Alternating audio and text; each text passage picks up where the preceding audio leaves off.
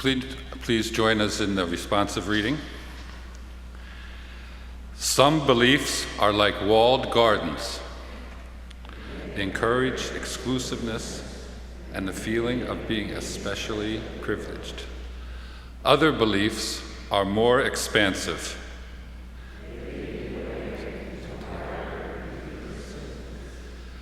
Some beliefs are like shadows, clouding children's days with fears of unknown calamities.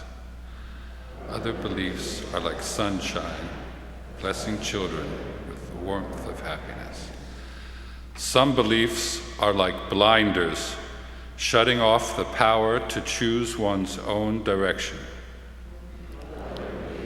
Are like gateways, opening wide vistas for exploration. Good morning and welcome to Fountain Street Church of Grand Rapids, Michigan. My name's John Schweitzer. I've been coming here for 35 years. My ex-wife and I were walking from downtown and we passed the church and she said she wanted to get married in there. And I'm thinking, oh, a cold liberal church, downtown church, I didn't like the idea. And I said, well, we should go to a service there just to see what it's like. So we were in the balcony and the choir was singing and I heard this wonderful choir and I said, oh, I want to sing in that choir. So that was it. And then I was listening to Duncan preach and he said something like, Jesus is just a man. And I'm thinking, God, what a liberal place. I've heard of a free pulpit before, but it's not free from the lightning strikes. So I came for the music, but I stayed for the theology. And then my children, I've had children in character school for 32 years. I've raised two families. They got a lot out of character school. And they teach them sex education, and then they have comparative religion. They go to different churches, and that just seemed like. And then in Fountain Club, my older two, they really made some close relationships there. And my son even tattooed the Fountain Street logo on his arm. And I told him, I said, hey, it's a lot different than when you were way back then. And he said it didn't matter, that he still believed in what he experienced there. So I guess that's about it.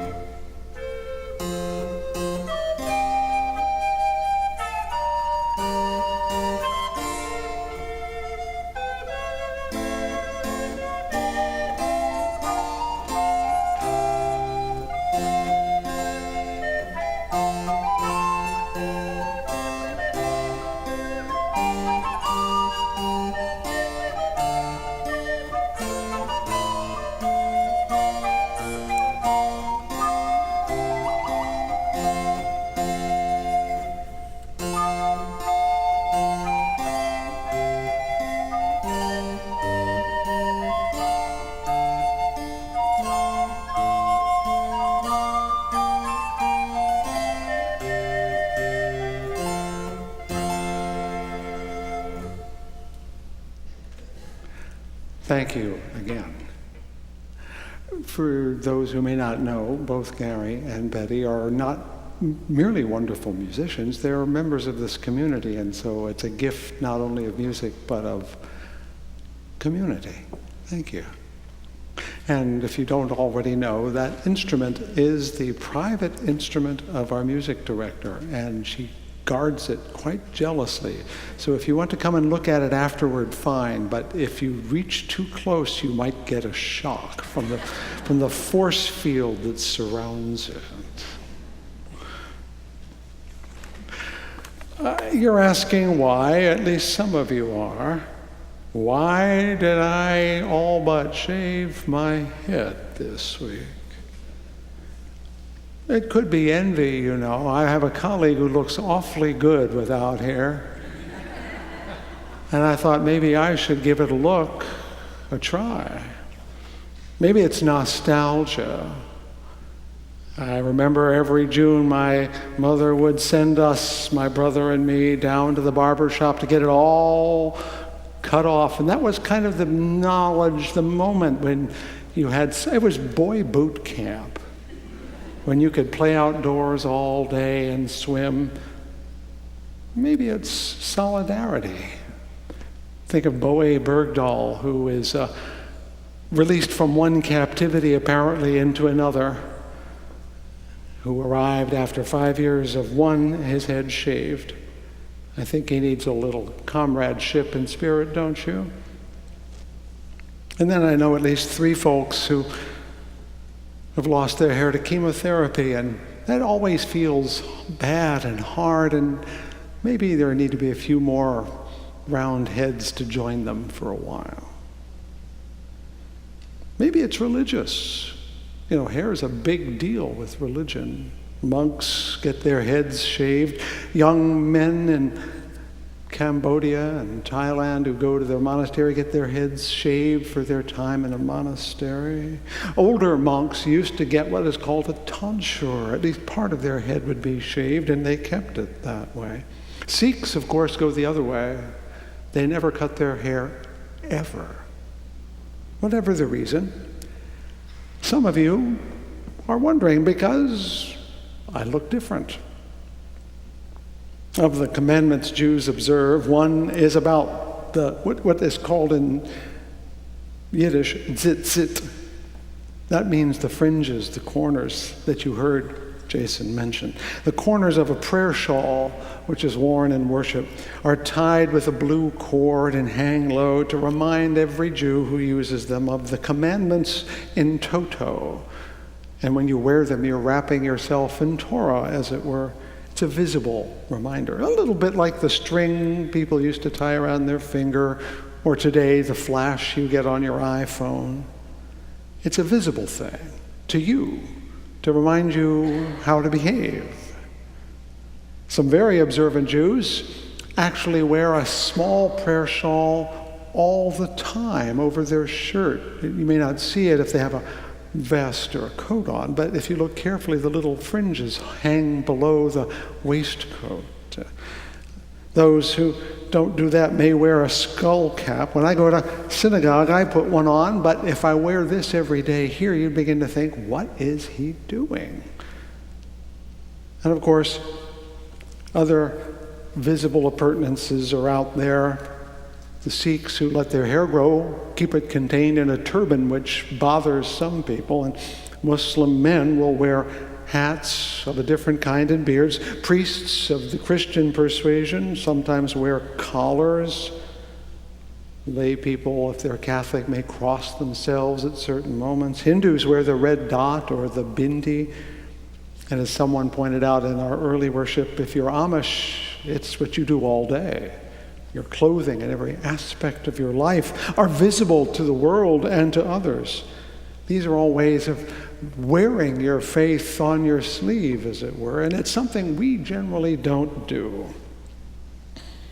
There are good reasons we don't. Many people in this church, especially from years past, have stories of being judged and even ostracized by outsiders, as they were, when they revealed that they came here. There were and still are closet Fountain Streeters. It happens less nowadays, but it still does happen. But in a larger context, not just us, but other liberal churches, we tend to emphasize the inner spiritual life as being the ideal. We like the quiet before the worship begins. Ralph Waldo Emerson, that prophet of the liberal church, says, I like the quiet before church better than any preaching. Not a phrase we preachers like to quote too much. But we also like the silence in the middle, the prayerful silence. If we have a personal practice on our own terms, we might be writing in a journal or meditating or perhaps something else, but we generally do it by ourselves, for ourselves. And we don't have to do it. After all, you're not required to do anything. But in reality, it's also true that even in Christianity, Jesus gave all that counsel. Go into the wilderness to pray, go into your closet, don't make a show of your faith. So it's an honest approach, not to make your religion a visible thing. That's why it makes perfect sense for me to wear the kippah in synagogue, but not here. Why it made perfect sense when I used to be in a hospital setting to wear a collar like a priest, but not here. It's not what we do. Now, I've given you your religious education lesson for today. Go out and hunt down other visible religious practices. I just wanted you to know that so I could go a little deeper in a place that might be unusual for us. Because we are inner and contemplative beings, because we tend to think of spirituality as something that happens between our ears or within our skin, we have a tension in our tradition that we don't always acknowledge, which is we also believe very fervently that our lives as we live them should reflect our values, because that's being authentic, that's being honest, that's having integrity. And that's important to us. We like to live our values, which is why you come here and perhaps don't go somewhere else or nowhere else. On the other hand, though, if we do that, does anyone ever see you do that? Except that you say, hey, by the way, I'm living my values. You can't see it, but trust me, I'm doing it.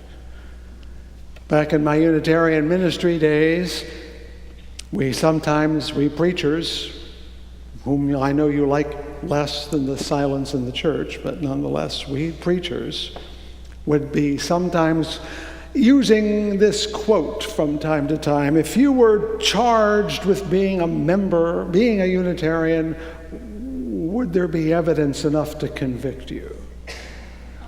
But let's turn it to us. If you were accused of being a Fountain Streeter, would there be evidence enough to convict you? Which is to ask, are you walking the walk about which you talk? Even if Perchance your outer life does reflect your inner life. How would anyone know? Could you prove it if someone were to reward you for being a Fountain Streeter? If someone came up to you and said, I'll give every Fountain Streeter $1,000 if they can show me how they do it in their daily lives, how many of us would be able to win the money? Does your life testify, to use an antiquated term? I think that's hard for us. I've already mentioned because of the sense of being judged by others, and also because we have this inner spiritual disposition, and also because we, along with other traditions, rejected visible practices for their coercive qualities. The very idea that Fountain Streeters would all do anything seems altogether ludicrous. So why think about it at all? Well, I believe in thought experiments, to try on something that you haven't done before in your head, just to see where it leads. And I have 3 reasons for you to do this thought experiment for yourself. Francis of Assisi, who is probably the only saint everybody loves unconditionally, said, always preach the gospel, when necessary, use words. His point is that lives testify much better than words do.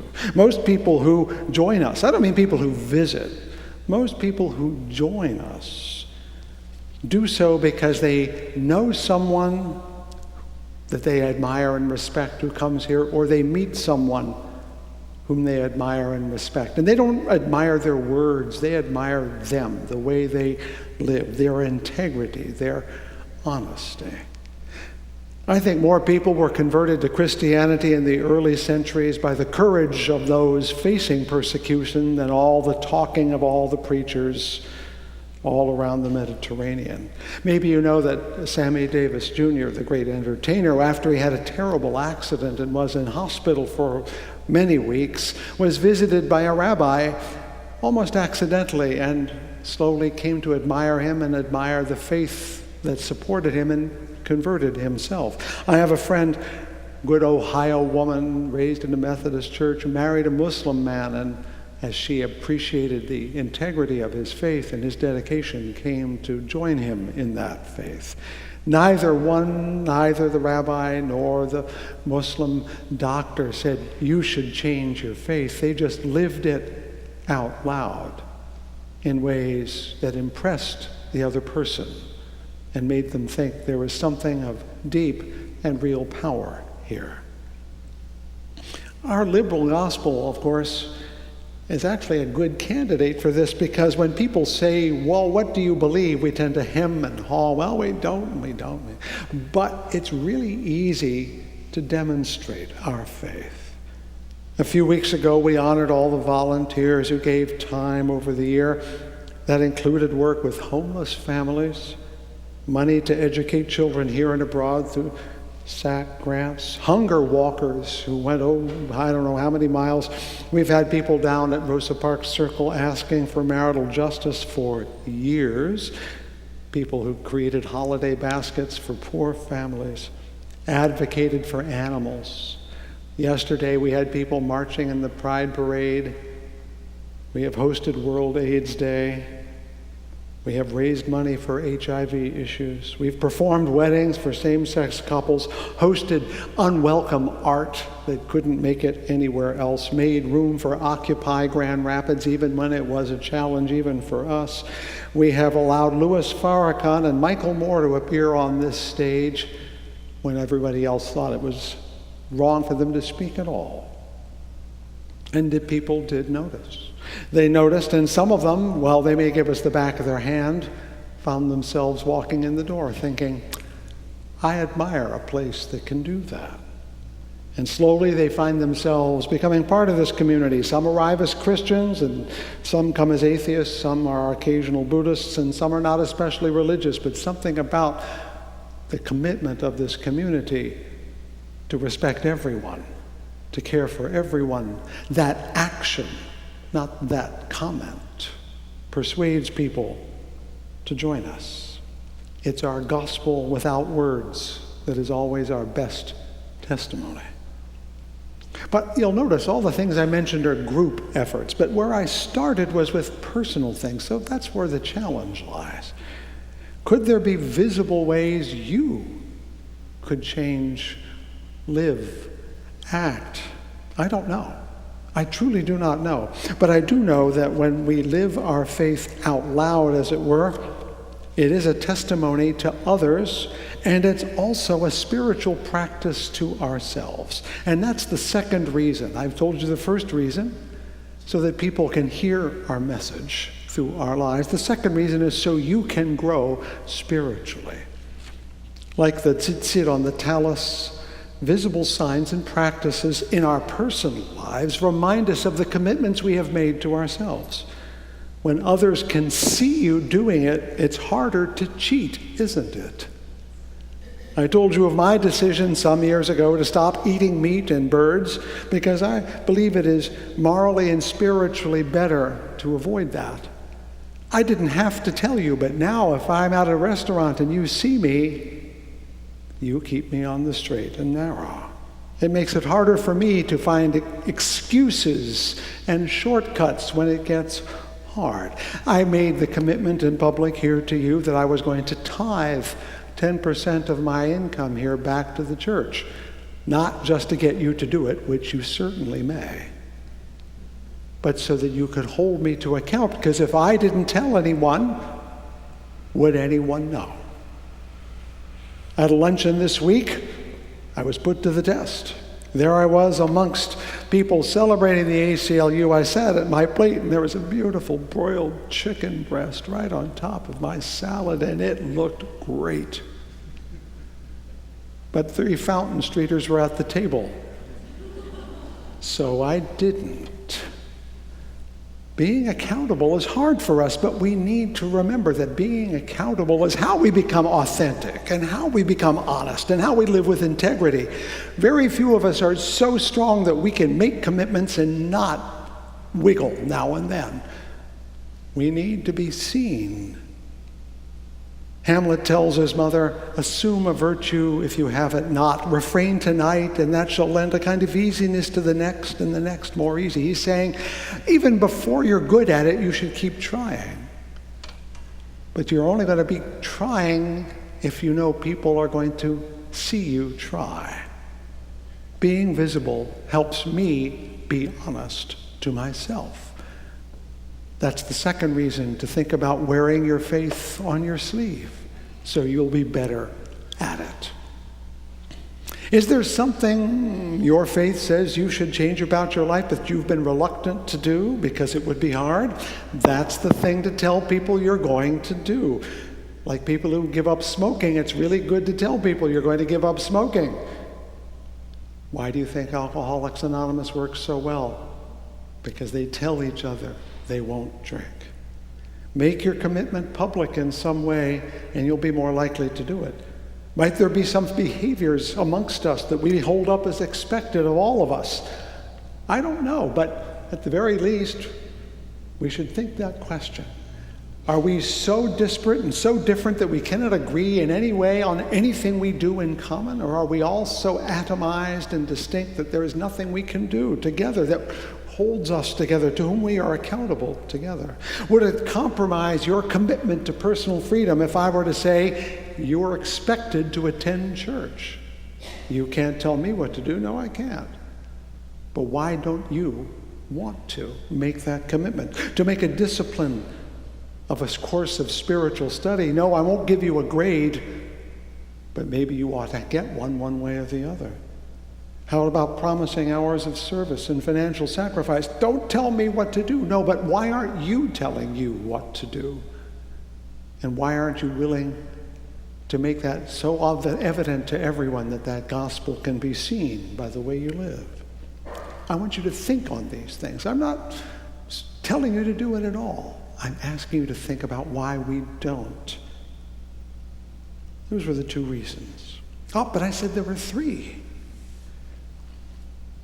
In 1978, Harvey Milk, the supervisor on the Board of Supervisors in San Francisco, was assassinated. He was the first out gay man to be elected to public office. and realizing after his election that this was going to be troubling for many people and that he might be the victim of violence and assassination, something that proved correct, he taped his point of view in advance lest he not have the chance to share everything he wanted to say. After his death, it was shared, and in part of that long testimony, he said, "Gay brothers and sisters, you must come out. Come out to your parents, come out to your relatives, come out to your friends, if indeed they are your friends. Come out to your neighbors, to your fellow workers, to the people who work where you eat and shop. Come out only to the people you know and who know you. Break down the myths, destroy the lies and distortions, for your sake and for their sake." Milk knew that once America saw that gay folk were everywhere, not just over there in Haight-Ashbury or in the Castro, that they were part of straight people's lives, not just gay lives, that they belonged. There would be no us and them anymore. 35 years later, too long perhaps, same-sex marriage is about to become the law of the land because it has become the law of our hearts for most of us. Why?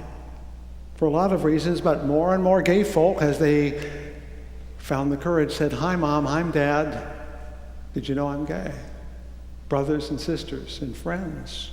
And yes, it was hard and people suffered, and Matthew Shepard still died.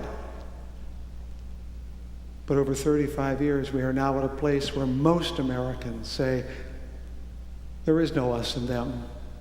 There is no gay and straight. There are the people in my world, and they deserve the same care that I get. More than a few Fountain Streeters have been in spiritual closets over the years, wouldn't you say? And for good reasons. There have been people who have been criticized, judged, ostracized, hurt. But in the end, that safety also is a prison that hides our light under a bushel, as Jesus put it. And it doesn't matter how consoling that gospel is to us, if it is not available to others, we are not doing our job. There are still people in spiritual closets all over this city who are all alone and afraid. Do they know others are in closets with them? No, because they're in closets after all. But if they saw a light, would they feel a little hope? There are people out there in our city, in our area, who want a spiritual community that accepts them and helps them learn and grow and serve without telling them they have to become a different person first. Are we willing to live in such a way that we are that gospel? There are people out there who say, well, I'm spiritual but not religious, but still wonder why their life feels unconnected and unfulfilled. And it is you, living your faith out loud, wearing it on your sleeve, on your head, in your hair, out and proud, that will communicate that meaningful religious community can really exist for everyone. It will not be ads in the Grand Rapids Press. It won't be signs on the sides of buses or billboards on the highway. It won't be shows in church or spectacles in worship. It won't be the preaching. God knows that.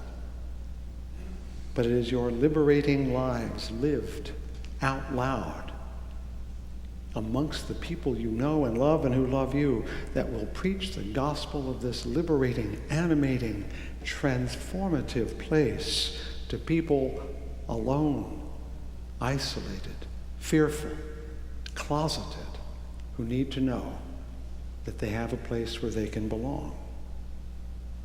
That's my message for you as I begin the hiatus between here and next September. I'll be around for a little while, and I'll be talking to people, and you'll see me. I'm not exactly running off to the woods, but the pulpit will be given to people who want to live out loud with their voices in our chapel and elsewhere. But before I conclude, I'm remembering that about 9 years ago, Jason here was finishing up it was 05, 9 years ago. And that spring, when he was an interim here, that he decided he wanted to move on and try different things. I'm about to say repentance is a good thing, don't you agree? And he picked a passage that was in the lectionary that day to share with you as a blessing from him to you. It's from Paul talking to the community in Corinth in the second letter, and he's bidding farewell. He says, "Finally, brothers and sisters, farewell. Much as I am saying farewell until September." He wasn't leaving them forever, just stepping away. And he says, "Put things in order. Listen to my appeal." Yes, do. Agree with one another. That's going to be hard for you folks. Live in peace. You can do that. And the God of love and peace be with you. And then he says at the very end, greet one another with a holy kiss. And when he said it 9 years ago, I snuck up behind him. Come here, come here.